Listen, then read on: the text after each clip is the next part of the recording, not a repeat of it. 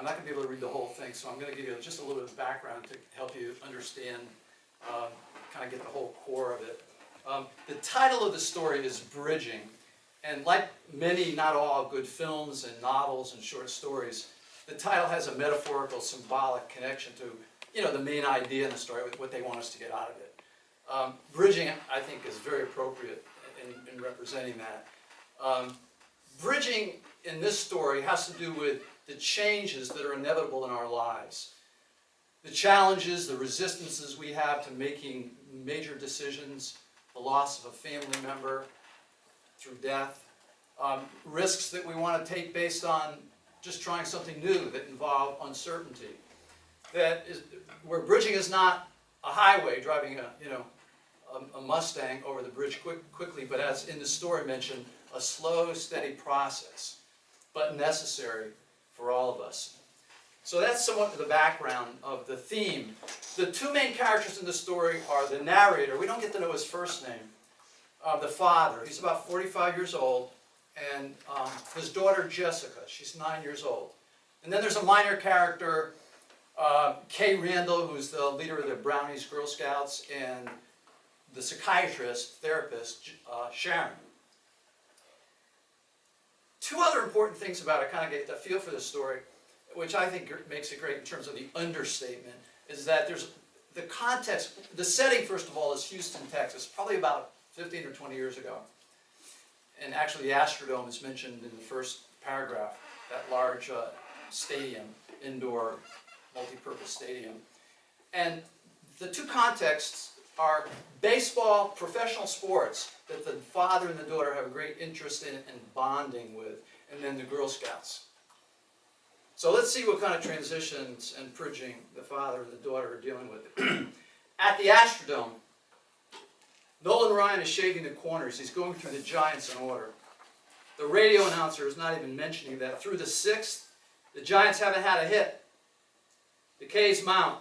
Tonight, Nolan passes the big train and becomes the all-time strikeout king. Ryan is almost as old as I am, but he still throws nothing but smoke. His fastball is an aspirin.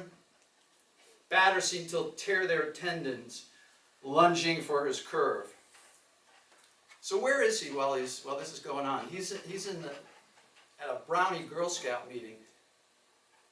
My daughter Jessica and I have season tickets, but tonight she's home listening, and I'm in the basement of St. Anne's Church watching Kay Randall's fingertips. Talk about bridging. Kay is holding her hands out from her chest, her fingertips touching. Her fingers move a little as she talks, and I can hear her nails click. That's how close I'm sitting.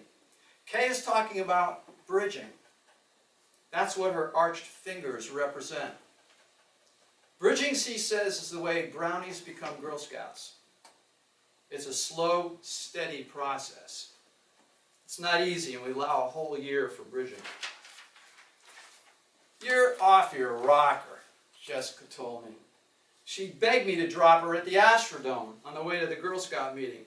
After the game, I'll meet you at the main souvenir stand on the first level. They stay open for an hour after the game. I'll be all right. There are cops and ushers every few yards. She can't believe I'm missing this game to perform my functions as an assistant Girl Scout leader. Our Girl Scout battle has been going on for months. Girl Scouts is stupid. Who wants to sell cookies and sew buttons and walk around wearing stupid old badges?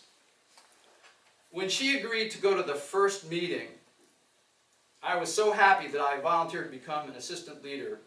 After the meeting, Jessica went directly to the car, the way she does after school, after a birthday party, after a ball game, after anything. A straight line to the car. No jabbering, no dallying with girlfriends, no smiles, right to the car. She slid into the back seat, belted in, and braced herself for destruction. I'm sure there have been other men in the movement, Kay said.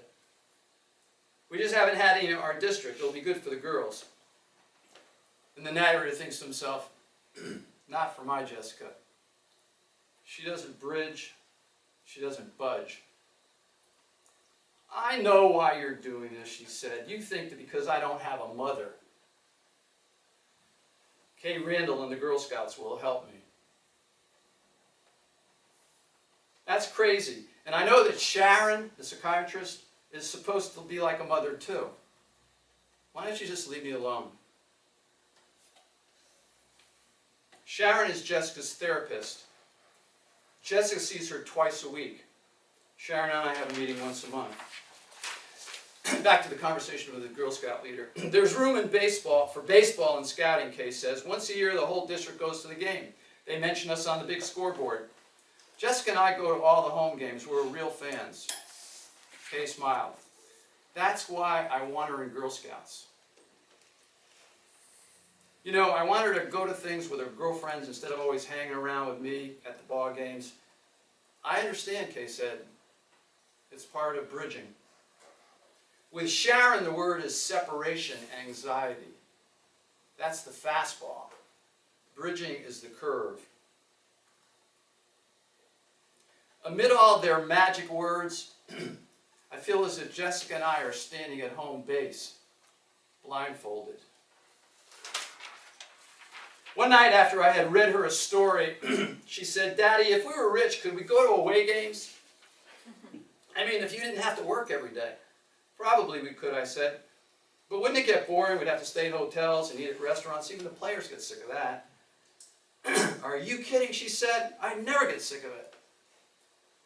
Jessica has fantasies of being with you forever, following baseball or whatever, Sharon, the psychiatrist, says.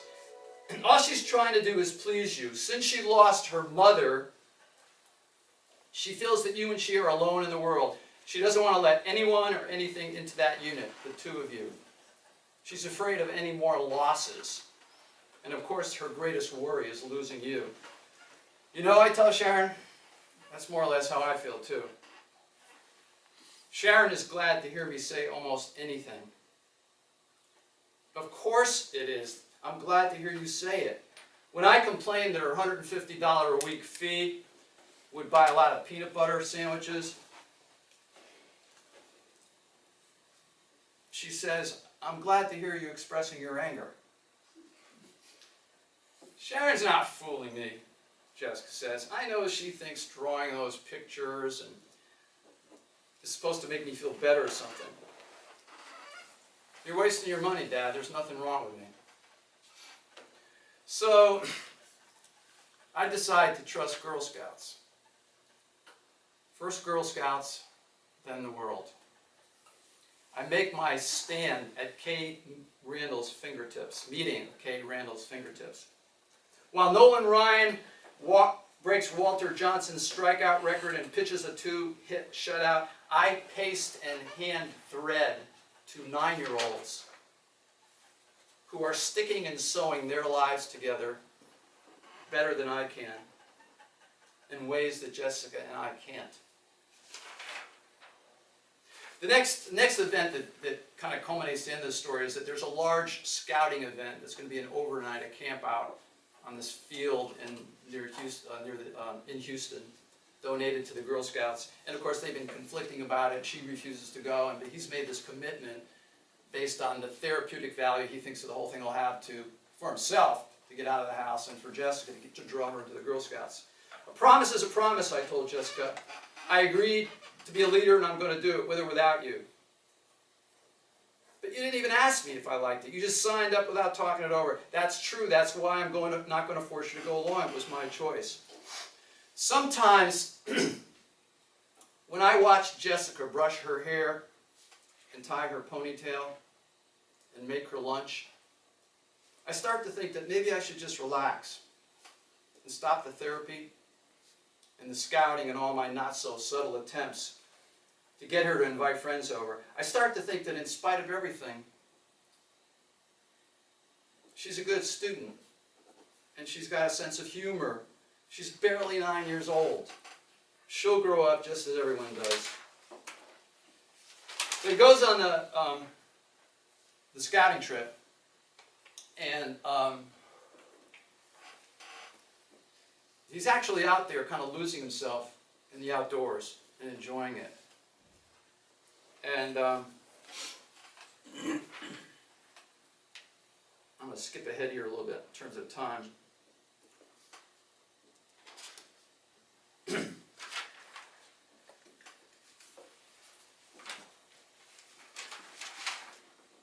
He comes back, he's out there, and he's thinking to himself, my daughter is home listening to a ball game, and I thought, and I'm out here having fun with 9-year-olds. My life is upside down.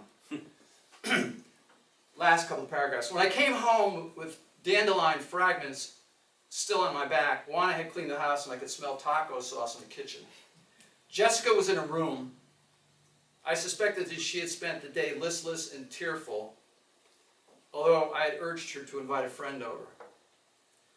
I had a lot of fun, honey, but I missed you. She hugged me and cried against my shoulder. I felt like holding her the way I used to when she was an infant, the way I had rocked her to sleep. But she was a big girl now, and she needed not sleep, but wakefulness.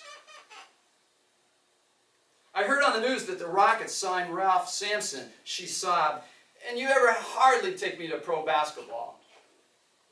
But if they have a new center, things will be different. With Sampson, we'll be contenders. Sure, I'll take you. Promise? Promise. And then he thinks the last line of the story to himself. I promise to take you everywhere, my lovely child, and then to leave you. I'm learning to be a leader.